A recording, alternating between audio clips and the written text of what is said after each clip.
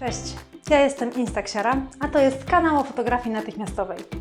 Dzisiejszy film będzie o tym, jak fotografować analogowym Instaxem. Zapraszam na odcinek.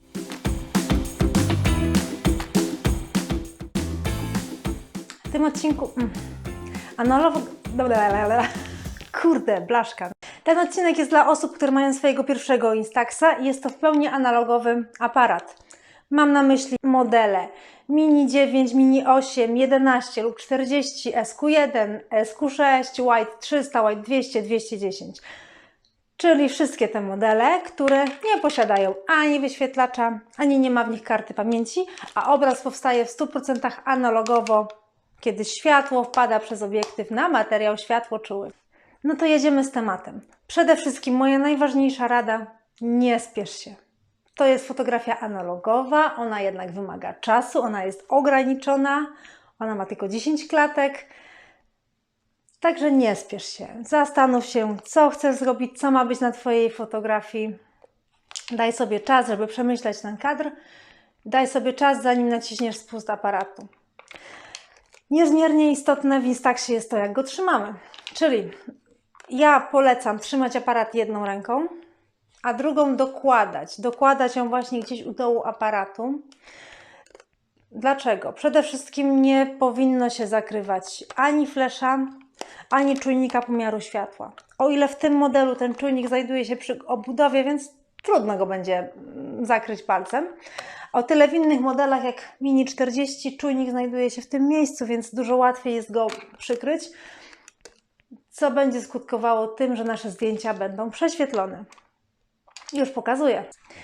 Jeżeli zakryjemy sobie te dziurki na obiektywie, nasz aparat nie wyliczy sobie poprawnie ekspozycji, więc zdjęcie będzie tak jak tutaj, prześwietlone.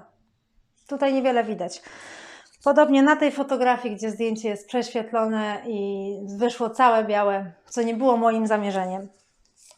Kolejne, nie spiesz się, bo coś Ci może wejść w kadr. Jeżeli masz etui na aparat lub sam pasek, on czasem chce być elementem zdjęcia. Tutaj niekoniecznie on miał się pojawić, a jest białą linią. I uwaga też na przypadkowe naciśnięcie spustu migawki. Zdarza się to często w modelach Square.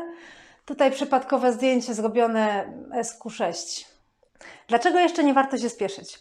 W fotografii kanonem jest to, że horyzont powinien być prosty. Jeżeli my się spieszymy lub krzywo trzymamy aparat, nasza postawa jest niewłaściwa, horyzont nam może trochę lecieć. Tutaj na tym zdjęciu ten horyzont właśnie leci lekko. Chyba w lewo. Tutaj jest już całkiem pojechany, bo zdjęcie, przyznaję, było z ręki, ale to nie robi dobrze tej fotografii ten krzywy horyzont. O wiele lepiej jest tutaj, gdzie horyzont jest niemal prościutko. Albo na tym zdjęciu naszego Morza Bałtyckiego, gdzie horyzont również udało mi się w miarę prosto sfotografować. Jeżeli fotografujecie jakąś osobę i za nią też jest linia horyzontu, pamiętajcie, żeby ten horyzont także był równy. Moja kolejna rada: to fotografuj od wschodu do zachodu słońca. Dlaczego? Bo wtedy jest wystarczająca ilość światła, żeby Twój Instax sobie świetnie poradził i dobrał fajną, automatyczną ekspozycję. Tu jest zdjęcie, gdzie jest poprawnie naświetlone, gdzie światła było wystarczająco. Kolory wyglądają bardzo dobrze. Tutaj kolejne zdjęcie robione w ciągu dnia, przy dobrym świetle. Uważam, że jest ok. Tutaj jest zdjęcie robione wiosną. Światło nie było bezpośrednie, bo chmury były na niebie, jednak dalej fotografia jest dobrze naświetlona. A tu mam zdjęcie, które było robione w dzień pochmurny. Tu się zbierało na burzę, na deszcz, więc właściwie sylwetkę znamy, ale gdyby nie ona, moglibyśmy nie rozpoznać, co jest na tym zdjęciu. To jest zdjęcie robione bardzo późnym popołudniem. Słońce już zaszło, więc te kolory są takie ledwo widoczne, jest dość ciemno.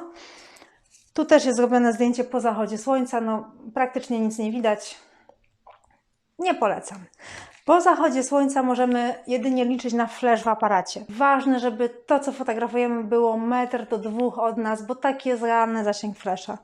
Tu jest właśnie zdjęcie po zachodzie słońca, gdzie jest oświetlone wyłącznie to, co było w mojej dłoni, czyli jakieś 70 cm od obiektywu. Kolejny przykład to jest robione zdjęcie w nocy, ale tu starałam się bardzo blisko podejść fotografowanego obiektu, żeby on był jakoś widoczny, jednak zdjęcie jest dość ciemne. możemy dostać taki efekt na zdjęciu. Więc naprawdę odradzam robienia zdjęć po zachodzie słońca czemuś, co jest dalej niż 2 metry od nas. Druga uwaga. Jeżeli fotografujemy w świetle, to ono nam robi kolory. Bez światła kolor wyjdzie bardzo sprany. Przykłady, bardzo proszę. Tutaj hotel, widać, że jest zielony, niebo jest niebieskie, hotel jest żółty. Tutaj też było dobre światło, chociaż popołudniowe, ale kolor dyni jest niesamowity i odpowiada rzeczywistości. Tutaj miałam dużo światła dziennego i trochę flesza. Kolory są już trochę bardziej sprane. Tutaj kolor nam robi słońce, gdzie ten rzepak jest mega żółty, niebo jest niebieskie. Uważam, świetne zdjęcie. No i jedno z moich ulubionych kolorystycznie, uśmiechnięte słońce, gdzie też był słoneczny dzień, promienie słońca padały na chodnik i powstała taka fotografia. No dla odmiany, kiedy słońca nie ma, kiedy jest niebo zachmurzone, fotografie wychodzą bardzo takie stonowane, często jakby sprane z kolorów. Tutaj na przykład jest zdjęcie zrobione w trakcie mgły, więc ono wygląda na czarno-białe, chociaż jest robione na kolorowym filmie Instaxa. Nie polecam zakrywania flesza w pomieszczeniu, bo Wasze zdjęcia będą niedoświetlone. Nie polecam także robienia sobie selfie w lustrze, stojąc bezpośrednio na wprost z aparatem od lustra, bo wtedy mogą wyjść nam takie zdjęcia, gdzie tutaj nic nie widać, bo flash odbił się właśnie od powierzchni lustra i właściwie cała fotografia jest czarna. Jeżeli fotografujemy z flashem coś, co odbija światło, czyli szybę, lustro, kałużę, stańmy pod kątem. Tu jest zdjęcie też robione z flashem, bo najprostszym Instaxem, ale stanęłam pod kątem do tego lustra, które się tu znajduje. I ten flash nie miał prawa się od niego odbić, więc zdjęcie jest poprawnie naświetlone. A tu jest zdjęcie w kałuży, gdzie też starałam się, żeby flash nie odbił się od powierzchni wody. Natomiast mam też zdjęcia, gdzie z flashem podeszłam zdecydowanie za blisko. Tutaj miała być martwa natura z odkurzaczem, ale flash pojechał po podłodze tak, że jest tam prześwietlona biała plama. Dlaczego z tym flashem warto być od metra do 2? Żeby doświetlić to, co chcemy zobaczyć. Tu jest zdjęcie, gdzie w pierwszym planie tort jest dobrze oświetlony, ale moja postać już niekoniecznie tak dobrze, jakby mogła być. Trochę byłam za daleko od obiektywu. Kolejną rzeczą, którą trudno jest zrobić Instaxem, a czego uczy się adeptów fotografii, jest zdjęcie białe na białym, czarne na czarnym. Jeżeli mamy biały obiekt i chcemy go sfotografować na białym tle, to ono nam może wyjść bardzo prześwietlone. Tu mam przykład takiego zdjęcia, gdzie obiekt był biały, tło było jasno-szare, no i właściwie mamy dużą plamę jeszcze oświetloną flashem, więc wygląda to tak średnio. Dla odmiany tu jest zdjęcie czarne na czarnym, też niewiele widać. Także takie zdjęcia wymagają specjalnych ustawień aparatu, nie ma ich Instax, nie bardzo da się zrobić takie dobre zdjęcie Instaxem właśnie w tej tematyce. Bardzo ważna rzecz, paralaksa. Pokrótce, bo możecie sobie to wygooglać. Chodzi o to, że aparat tutaj ma wizjer, a tu ma obiektyw. I to, co widzi wizjer, jest troszkę innym czymś niż to, co widzi obiektyw. Jak się to ma do fotografii? Już Wam pokażę. A jeszcze, żeby nie było tak łatwo, paralaksa jest inna, jeżeli mamy tryb zwykły, i inna, jeżeli włączamy sobie tryb selfie, czyli na przykład wyciągamy ten obiektyw, bądź w starszych modelach nakładamy nakładkę. Co robi paralaksa? Przesuwa nam czasem obraz. Tutaj te kwiaty miały być w trochę innym miejscu niż wyszły. Tu chciałam, żeby obiekt był na środku zdjęcia, natomiast nie udało mi się tego tak wykadrować. I kolejne zdjęcie, też próba wyśrodkowania obiektu, który i tak jest przesunięty na zdjęciu. I taka moja rada, jeżeli fotografujecie Instaxem, chcecie mieć coś na środku, to nie celujcie przez wizjer. Nie patrzcie tutaj, ale weźcie obiekt bądź stańcie naprzeciwko obiektu i próbujcie bez patrzenia przez wizjer celować obiektywem, czyli robimy zdjęcie z ręki w taki sposób, po prostu. Tu znowu uwaga na sznureczek, żeby nam się nie zaplątał z przodu obiektywu i nie wszedł w zdjęcie. Zatem jeżeli fotografujemy w taki sposób, już mamy lepsze efekty, bo przedmiot jest dokładnie w tym miejscu, w którym ja go chciałam widzieć. No i tutaj drugie też zdjęcie, które jest robione właśnie z ręki, nie patrząc w wizjer. Kolejną taką przypadłością aparatów analogowych, o której się dowiedziałam właściwie mając dopiero Instaxa, a wiem, że inne aparaty też to mają, jest tak zwane pokrycie kadru. Czyli my trochę mniej widzimy przez wizjer, niż widzi to obiektyw aparatu a w konsekwencji więcej mamy treści na zdjęciu niż widzieliśmy w wizjerze. Na czym to polega? Tutaj kadrowałam bez tej kratki wentylacyjnej, ale ona i tak weszła mi w kadr. Generalnie aparat dodaje u góry i po stronie, no patrząc z przodu zdjęcia po prawej, tak tutaj było niezamierzone coś, co mi weszło właśnie tam u góry po prawej, ale tak już jest. Kolejny przykład, tutaj wszedł krzaczek, chociaż wcale go miało nie być i ja go nie widziałam w wizjerze, ale na zdjęciu się pojawił. No i czwarty przykład, tutaj też widać kawałek, fragmencik bloku, on jest nieduży, ale też nie chciałam go mieć na tym zdjęciu, ale mam. I kolejną rzeczą związaną z paralaksem i z pokryciem kadru, czyli tym, że nam aparat dodaje trochę treści, trochę obrazu u góry, jest fakt horyzontu. Takim kanonem fotografii jest to, żeby horyzont był w 1/3 albo w 2/3 zdjęcia. Jeżeli kadrujemy na 1/3 w Instaxie, to horyzont nam z reguły wyjdzie w połowie. No co kto lubi, ja niekoniecznie lubię mieć horyzont właśnie na środku zdjęcia, wolę go mieć niżej, wyżej.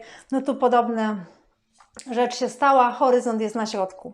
Żeby ten horyzont był niżej, wyżej, musimy kadrować 1/4, 3/4 albo 1/5, 3/5, czyli przesunąć sobie to, co widzimy w wizjerze do tego, żeby to dobrze wyszło na zdjęciu. Tutaj już jest o wiele lepiej, Gdańska Starówka, gdzie ten horyzont całkiem dobrze wypada. Tutaj jest kolejne zdjęcie z nadmorza, gdzie też horyzont jest w miejscu, w którym chciałam, żeby był. I jeszcze taka może związana niekoniecznie z horyzontem, ale z dokładaniem obrazu. Tu jest zdjęcie, kadrowałam je przy samej linii dachów, czyli ja w wizjerze miałam linię dachów, a aparat i tak dołożył mi ten fragment nieba do zdjęcia. Mam nadzieję, że zapamiętacie te kilka rzeczy, czyli nie spieszmy się, pamiętajmy o pogodzie, o świetle, róbmy zdjęcia od wschodu do zachodu słońca, nie zakrywajmy nic na obiektywie, pamiętajmy o paralaksie, pokryciu kadru, kadrujmy prawidłowo, poziomo horyzont, uważajmy na flash, no i bawmy się tym przede wszystkim. I jeszcze jedno na koniec, trening czyni mistrza. Róbcie jak najwięcej zdjęć, bawcie się fotografią, kupcie te 2 paczki wkładów, żeby je wypstrykać, jeżeli jest to Wasz pierwszy Instax, żeby sprawdzić, gdzie on najlepiej działa, co Wam się najbardziej podoba oraz czy moje tutaj rady są skuteczne. Dajcie znać w komentarzach. Jeżeli macie jakieś pytania, piszcie. Dajcie łapkę w górę, bo to zawsze mówię o tym, że to, co robię, jest ważne, przydatne i jest ok. No i subskrybujcie mój kanał, bo tych treści na pewno będzie więcej. Ja się dopiero rozkręcam. Żeby tradycji stało się zadość, na koniec jeszcze selfie.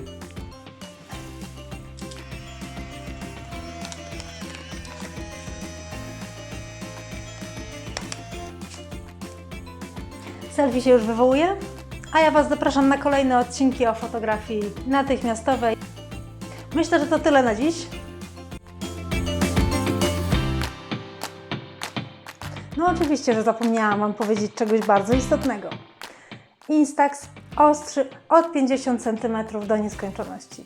Czyli oznacza to, że jeżeli jesteście zbyt blisko obiektu, to on może wyjść nieostro. Tutaj ten odkurzacz jest trochę nieostro i to jajko również trochę się go zmienia z taką, wiecie, żyletą, z taką ostrością. Także fotografując Instaxem od 50 cm powinno być ok. Jeżeli Wasz aparat ma tryb makro, a tryb selfie bądź nakładkę specjalną, wtedy będzie ostrzył w trochę bliższym zakresie, bo od 30 cm, ale do 50-60. Także też macie trochę małe pole popisu, bo tylko w tym zakresie coś będzie ostre, pozostałe rzeczy mogą być nieostre. I mam nadzieję, że już o niczym innym nie zapomniałam. W razie czego dogram. Trzymajcie się, cześć!